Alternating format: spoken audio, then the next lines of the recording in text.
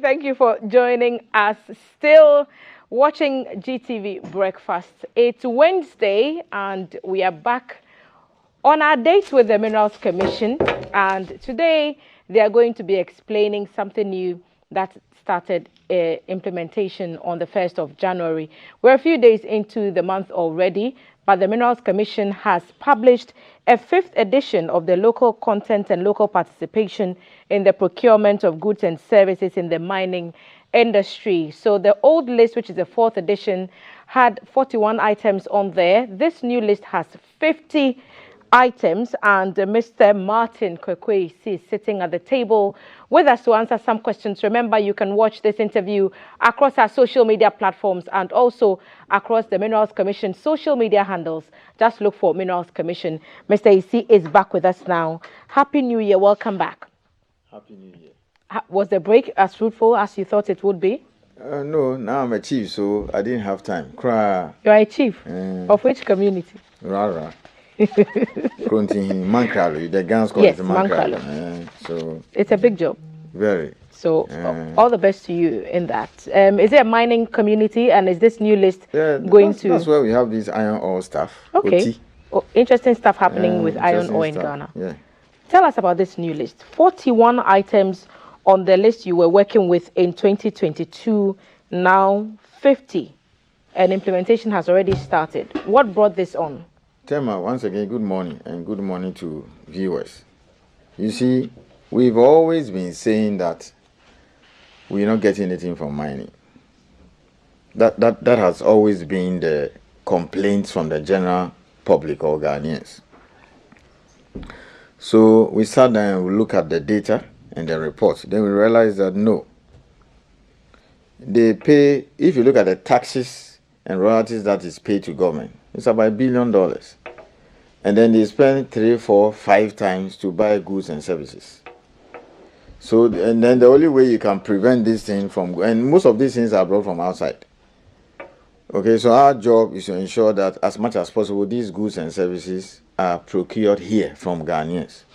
Hence, the introduction of this so-called procurement list. Now, what it basically means is that all the services and goods that companies are supposed to procure, they have to follow this list.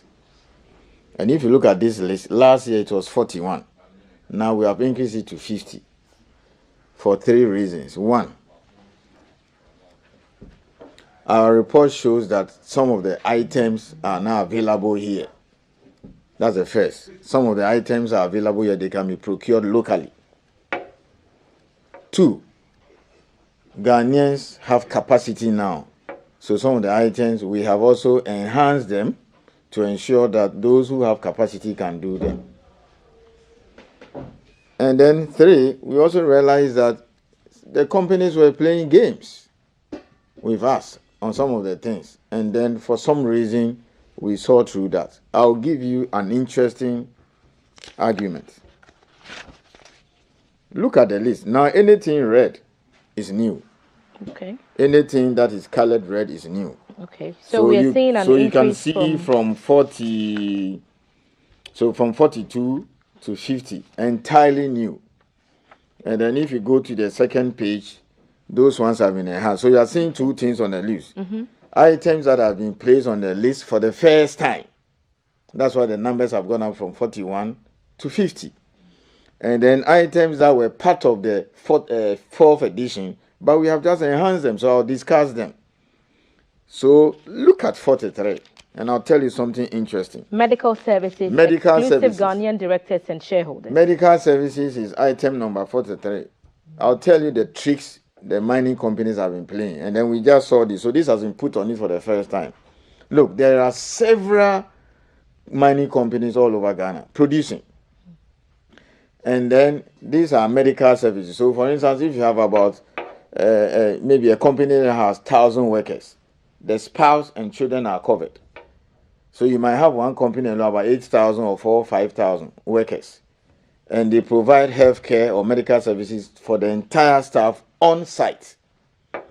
Now, what I didn't understand is that they'll go and sign a contract with a foreign company and then come here and employ Ghanaian doctors, nurses, and other allied professionals to work for them. So, for example, if the contract is worth, let's say, $10 million, they might even spend maybe a third or close about half of that to provide the medical services, and the rest go outside.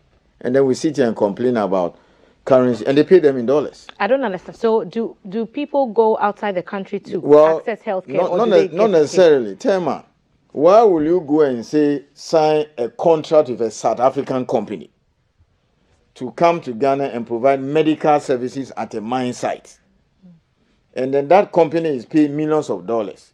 Then you turn around and hire Ghanaian doctors and nurses to go and work at the mines to treat the staff and their spouses there. I don't understand. So we have stopped that. So on the list you can see medical services is new. What it simply means is that, let's say, Newmont, Goldfields, Anglo Gold, Iduaprim, or Boasi, or Asanko, if they want to provide medical services for their workers and their spouses and their children, that contract must go to a Ghanaian. That's what I'm saying. So they have to set up a facility for them. Yes, by virtue of putting this on the list, it means that we have saved this country millions of dollars, which hitherto will go to a foreign company. That is what we are saying. Okay, but why the need to outsource this to a foreign company? But that is why we are complaining.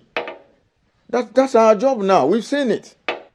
That's what they've been doing. You say that you realize that Ghanaians have now acquired the capacity to offer some of these services. So, you think we have enough doctors and allied health? We have so many doctors. You tell me, if you go to a place like Newmont or Goldfields, the worker there and then the spouse, what is extraordinary about the medical services there?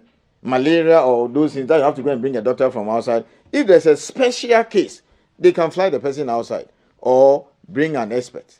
That's all that I'm saying. So now those games have been taken off. We've stopped it effective this year. And then the good thing is that all the mining companies are supposed to present their plans now to us.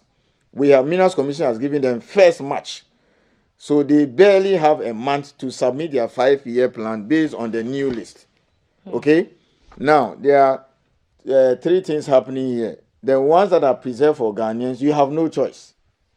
Then the ones that have been enhanced, you have to tell us. So, for instance, if the thing is on the list, let's say grinding media, number 1, you come and tell me I want to import 80%, maybe I want to buy local 80% and import 20.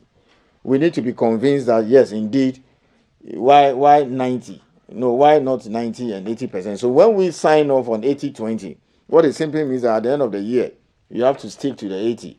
If we check the report and the 79, you risk being fined heavily for that, bringing down 1% down. Of course, they have the opportunity of coming to us anytime in the course of the year and say, look, there's some force majeure, quality issues. The company, for some reason, has some problems, so they will not be able to leave us. So give us the opportunity to go outside. Okay? Now, we are talking about millions of dollars here. Let me just give you some data. 2020, about $6.8 billion was realized from the sale of gold. 2020, that's about 2 years ago, from the sale of gold. Now, about 70% of this is brought back into this country. And then a third of that goes into goods and services. So if you allow many of the items on the list to be imported, the country is basically being screwed. So 1 billion to government as taxes, about 3 billion on goods and services. And you want to allow importation? We will not allow that. And where's the 70% of gold that's brought back into the country? No, not gold. Because the gold is taken outside, and then once it is sold, they return the money to this country. So when they do that, part of the money, dollars, is taken by the government of Ghana, and then they give them cedis. And then that takes me to number 20, which I would like you to read. I want you to read... Number 20? No, I want you to read number 23, and then number 22. For me, that is a game changer. Okay, so number 22 is on the placement... Okay, you can read 22 Placement of insurance and reinsurance services strictly incorporated in Ghana with a minimum of 20% Ghanaian directors and shareholders. And in red, we see increased from a minimum of 20% under 4th edition to a minimum of 60% under the 5th edition, which is now being implemented. So we are seeing a rise in the figure there from 20%. So a threefold jump. Let me explain. Yes, 60%. Yes, when you check the data, they spend millions of dollars in insurance. I mean, look at the number of guys in the number of mines in this country. Look at the plant, equipment, and machinery at the mine site. By law, you're supposed to insure all of them against fire, whatever. And then look at the number of workers at the mine. You must insure everybody there. So every year, our report, our data shows that they spend millions of dollars on insurance, insuring all their plant, machinery, and equipment, and then the staff. So for the first time last year, we said ensure that 20% of the money you use to insure all these things go to the local insurance companies. That is, insurance companies that are owned by Ghanaians. The shareholders and directors are Ghanaians. Now the figure has jumped 3 times. To 60. Yeah, so from 20 to 60 this year. Do the insurance companies have the capacity? They have the capacity to provide that. That is our problem. You have to start. They have the assurance. capacity. We have written to the National Insurance Commission, which is a regulator. They've given us the list. We have given it to a mining company. Don't come and tell me that maybe SIC cannot insure $200 million, maybe insurance, whatever. And Justice Ofori and his people have given you that. They've given us the list. They have. So if a company comes and says that, look, we need 1 billion worth of insurance, there are so many local insurance companies. They can form. It can be a syndicate. So you can put about 3, 4, 5 insurance companies together. They will underwrite that. And where they cannot meet the. And should the unexpected happen, they will have Of the course, capacity to of deliver course, on the of course. Then the National Insurance Commission, they have a reason for saying that this company is licensed to provide insurance services. It means that you have made a requirement. So if for whatever reason, I'm yet to see that they cannot meet the capacity, then we have to refer them to National Insurance Commission, which will allow them to go outside. But it doesn't happen. Okay, there are more than, close to about 10 or so local insurance company. When they come together, they can handle all these things. So yes. That covers 22, and then when we come to 23, financial services, including revenue from the sale of minerals strictly incorporated in Ghana, with a minimum of 20% Ghanaian directors and shareholders, and this has also been increased from 20% under the 4th edition to a minimum of 60% under the 5th edition. Financial services, including revenue from the sale of minerals. Explain to us what that is to begin now, with. If last year provisional figure is almost about $6.7 billion, okay, and then 2020 is about 6.8 billion. Now I'm here telling you that at least 70% of that money is returned. So let's say the 6.8 billion in 2020. Let's take it that maybe $4 billion was returned to this country. Okay, normally when the dollars come, Bank of Ghana takes some, then they credit them in cedis. Now this is what they do. They prefer to run their accounts with the foreign control banks. So they like to use the likes of EcoBank. They like to use Standard Chartered, ABSA, formerly Barclays or whatever, and then Stanbic. Those foreign control banks. Perhaps because they have the international reach? No. Isn't that it? No, okay. We are not against those companies. They have been doing business before some of us were born. But whether you like it or not, it's our goal. We have local banks here, Prudential Bank, Car Bank, CBG, even our own NIB and Agri Development Bank. We have written to Bank of Ghana. They've given us a list, about 9 banks. We've sent it to the mining company. So we are saying that when you return your billions of dollars and then you are giving cedis, run some of them through our local banks. Now the minimum is 60%. So why will you want to take everything to ABSA EcoBank and then we have Agri Development Bank and then we sit here, we complain? You understand want that? to just strengthen the capacity of the local banks so that is a boost for the local banks. Then they can lend to you and I. Won't the international banks also feel slighted because they employ Ghanaians as well? But we didn't say 100%. Okay. We didn't say 100%. We said 60%. Is mining the only thing in Ghana? There are other businesses, of course. Mining is the biggest. Close to about 40% or more of our, merchandise export comes from mining. But we are not saying, if we are saying 100%, that's when you come with all the guns blazing. But you see, as a state, we have our priorities. Okay? Yes, if you go to South Africa or Germany and Co., they have their own things that they do. They say in this particular space, it is for the people of the country. So we have decided that when the mining companies return their billions, run at least 60%. So at the end of this year, if Newmont, for example, sold gold about $400 million and they happen to return, let's say, $200 million, I'm expecting that CD equivalent of that. If they still want to keep forex account, no problem. Whether it's CD or it's dollars, at least 60% of that money you return should run through the local should bank. run through the banks. I'm not the one to tell you go to CBG, commercial bank, or they are what free do you call to pick from the list. Yes, you are free Bank to of Ghana pick from the provided 9, for you. and I've given them the list. Okay. You see, as a nation, we have to be strategic. So we shouldn't be obsessed with royalties and taxes. So why will you give $1 billion to government in royalties and taxes, and then you go and spend $3, $4, $5 billion to buy goods and services and then for your operations, and then we sit here as a nation and we say you can bring this thing from outside. You know something? If you joke, pin, abuin, I'm about import. Even bottled water, the money companies, if you give them the slightest opportunity, they will import everything, including pee and toilet roll. They will import it, and that is job for somebody. You want to keep the jobs here. Yes, and let me say this with all due respect, because I'm speaking to 30 million Ghanaians. We are not stupid. If we don't have capacity, we will not do it. Okay? We will rather educate Ghanaians and say, look, hey, there are a lot of money here, so start building yourself. Look, if you look at the list, some of the things are not 100%. For example, underground mining, contract mining, underground. We have moved from 30 to 40%. Why? Because it involves a lot of money and then technology which we don't have.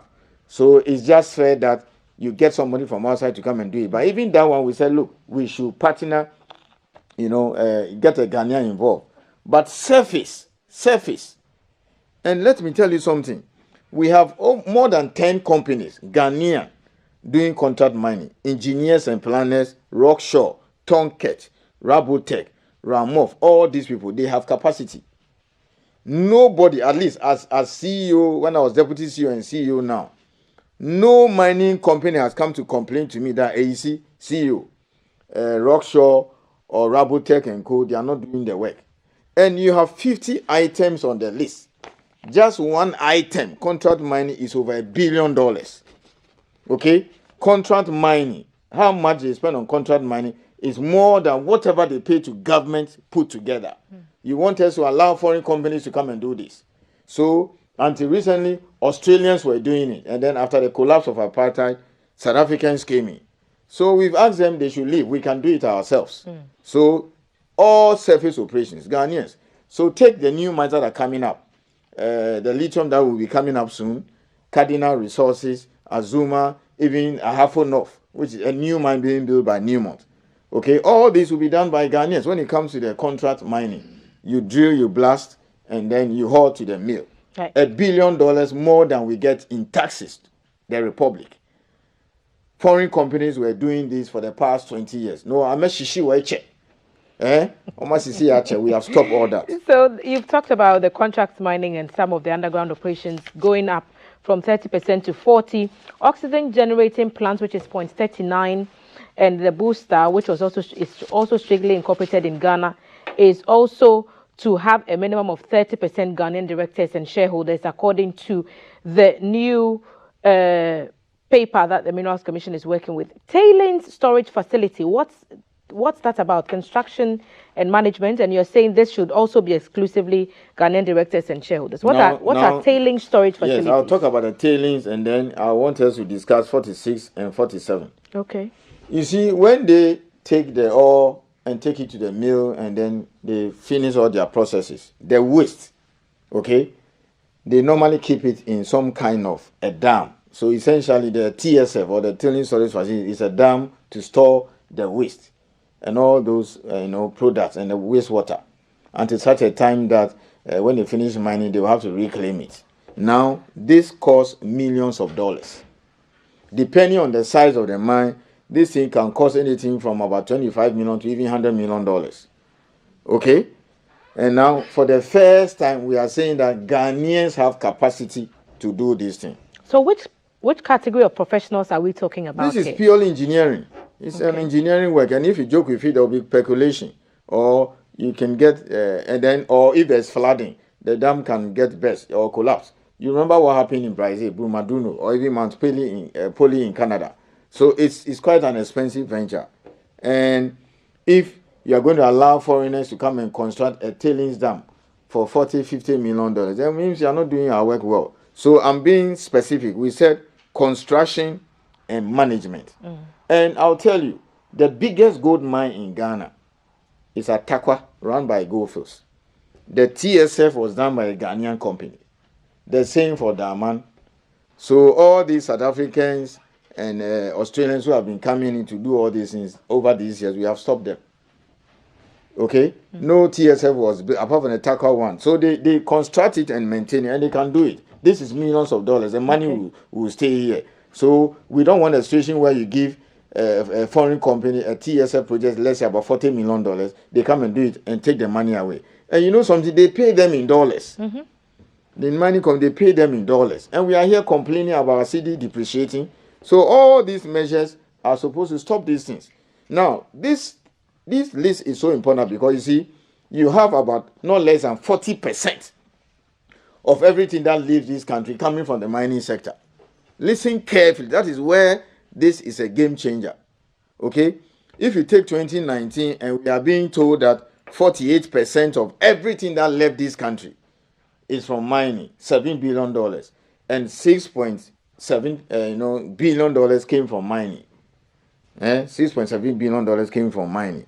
It means that you have to ensure that as much as possible, these monies stay here. Now, let's go to, that is a TSF. Now, look at 46 and 47. Plant installation services, including structural steel installation works, pipe installation, including HDPE, plate work installations, mechanical installation works, crane or lifting equipment rentals, etc. So all those fall under 46. Should I continue? And 47? Steel supply and prefabrication services, including structural steel, pipe and plate fabrications. So others in the list: conveyor, idlers, head pullers and systems, cutlass, epoxy, resins, slurry, water and sewage valves, and all the rest. Now, this is again new. This is a company I've always been mentioning. This is Wayo Engineering. He's a Ghanaian. He does all these steel works, etc. He has been high expatriate. This man went to technical school, Takrady Technical Institute. Now it's a very big company. Every mining company has given him a job. They bring these things from Egypt. These steel products and stuff, they import it from Egypt. Now we have a Ghanaian who can do it. So go and buy from him. Every mining company has given him a job. Or come and establish it. You see, when it comes to manufacturing, we are very slow in restricting it to foreigners. To Ghanaians. We want you to come and set up here. So the Ghanaians. So for example, apart from who is Ghanaian, there is B5 Plus. If you go to Pram that area, they are there. They produce this. So they can do all these fabrications. Because you see, you cannot go outside there and seek for investors. People come in, spend $50-100 million, put up a manufacturing facility.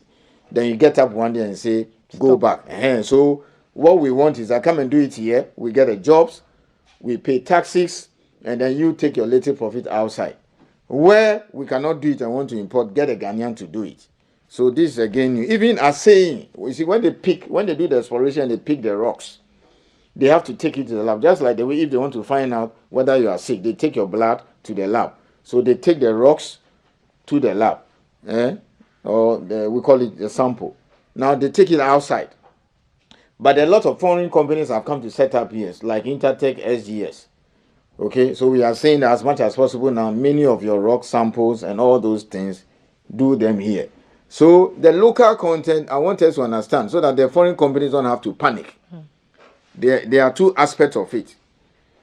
You know, the items that are preserved for Ghanaians, simply because we have the capacity, that will not allow you. Okay, I can't sit here and allow foreign companies to come and buy fuel and sell it to the mines. They spend more than $100 million in fuel. I cannot allow any foreigner to come and do that. 1957 independence. We will not allow that. Lubricants will not allow that. Now, the manufacturing things, you come here and set it up. Okay? I made a statement about a week or so and said now we are heading to a $10 billion industry. We are going to see 4 new mines within 2 years. Ahafo North, $850 million. A new mine by Newmont, $850 million.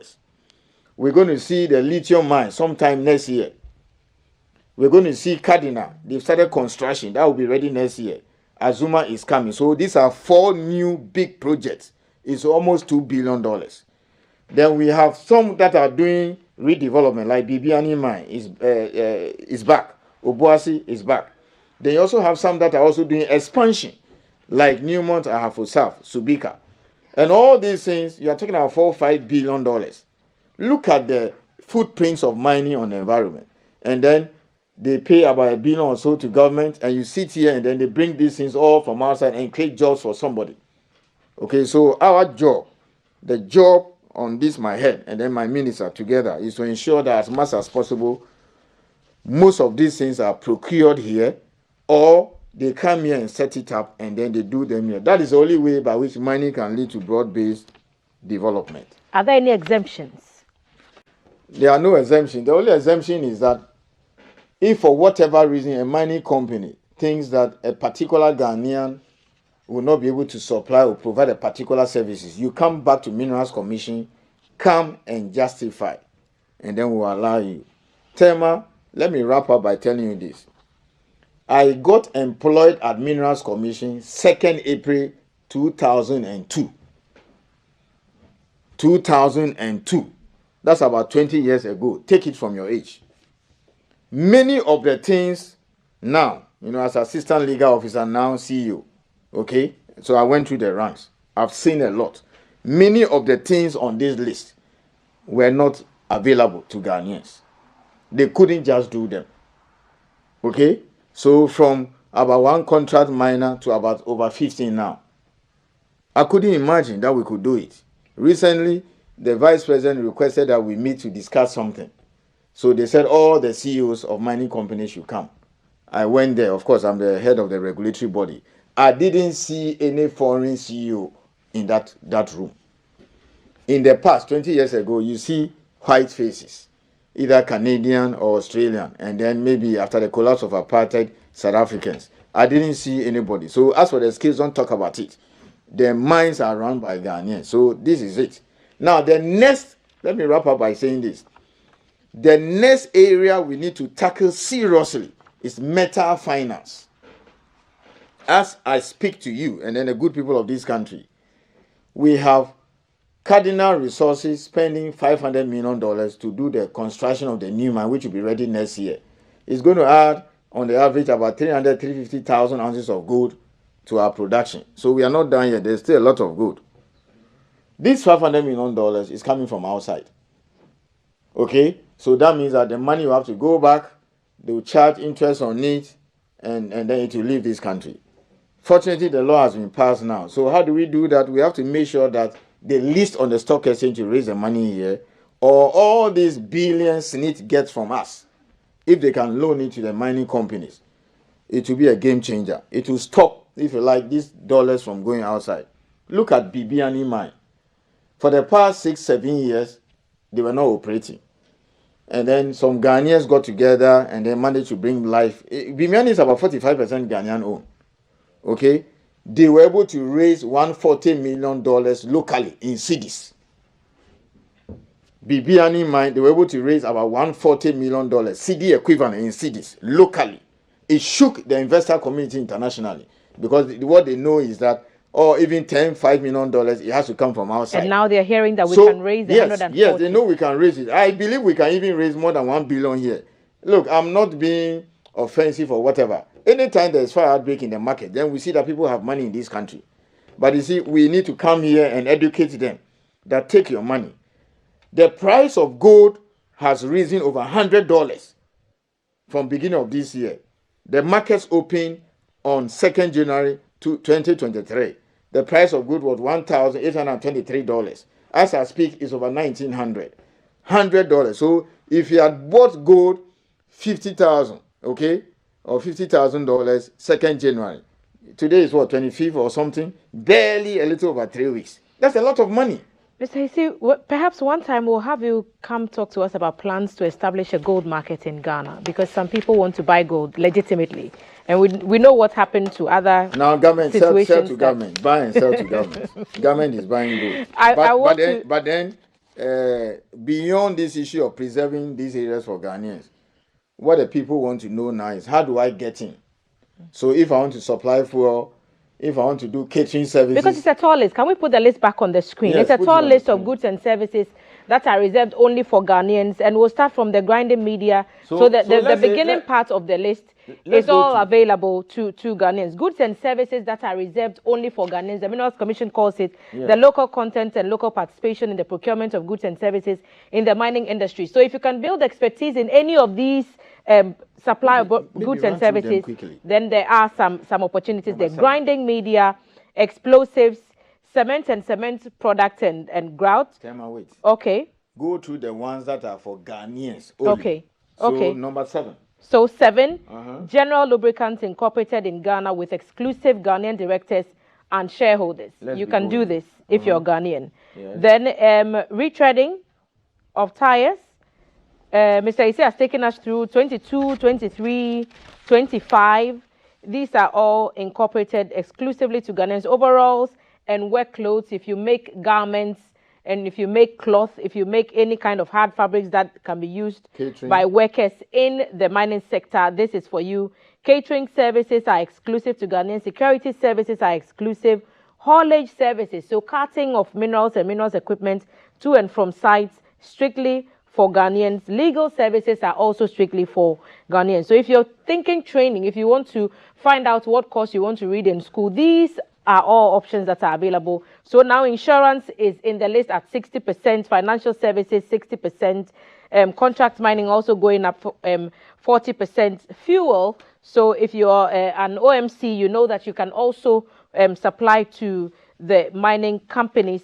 Drilling and surface operations also for Ghanaian security services. So the new ones that have come on board, which is on the next page, you'll find where Mr. Ayisi mentioned the tailing storage facility, medical services are saying, motor rewinding, plant installation activities, steel supply and prefabrication services, including structural steel, conveyor idlers, and then we have all those cutlass and slurry things that are going on at the bottom of the page. These are all strictly for Ghanaians, and the law is being implemented to ensure that foreigners do not get in that space. What are the punitive measures? What are the sanctions if anyone should flout these regulations, on this new procurement list that's been Thelma, 2 things. If there is any aspect of the law we enforce to the high heavens, it is these goods and services, because you are talking about billions of dollars, not cedis. The sanctions, punitive. The fines run into millions of dollars. So if you are a CEO and you sit down there, people bring in their money, and then at the end of the year, you pay $2, $3, $4, $5 million to us, they will sack you. So they don't joke. If they made the slightest mistake, they don't joke. We have made a lot of money from the sanctions, but of course we don't run our budget on that, because now they are complaining. This area, they come and crawl. You see the way when you offend Asantino or Chin, you crawl on the ground. They come and crawl before us, because you go and let your shareholders go to your books and realize that you have paid $5 million to Minerals Commission or government for not following the procurement law. They will kick you out of your job, and you not even get any job at the mine. So that is it. But I think the Ghanaians who are hearing us, they would like to know, what does it take to get into this space? What are the requirements? Because you see, if you are not registered with Minerals Commission, you can't do any of these things. So when I come next week, I'll spend the next 30 minutes or so looking at the requirements. So if you want to supply fuel, you want to go into catering services, you want to do contract mining, what are the requirements? What does it cost? My application process, how long will it take for me to get registered, etc. We discuss all these things. Then people can now go online and apply for them. The sanctions are so punitive, they will not risk it. Mr. Ayisi, I know that it's the first time you're sitting with us this year, and I know you would want an opportunity to say a few words to that Apiatic community, which marked 1 year since that devastating blast there. Last Friday was exactly a year when the families met and the whole community stood to remember the fallen and to support all the survivors in that town. I'm sure you'd like to say a few words before you run. It's an unfortunate thing that happened. We've learned our lessons. We've gone to the drawing board. Many of the things that led to that, the rules have been tightened. and then they are following it. We've published some new guidelines and some what do you call it, rules which they are going to follow. So it's, once people die, even if it's just one person, we can bring the person back. It's an unfortunate thing. So we hope that going forward these things will not happen again. Fortunately now, many of the explosives that particular type are now done on site, and if they have to move things, we now follow the law. They are being tracked now, so nobody will come and tell us whether there was an escort, there was no escort. But everywhere in the world, when these things happen, you go back to your drawing board and make sure that it doesn't happen again. I mean, Brumadinho in Brazil, the dam collapse. If you talk about Mount Poli in Canada, or even the cave that was blown up by Rio Tinto in Australia, these things happen. The most important thing that you put measures in place to prevent a repeat.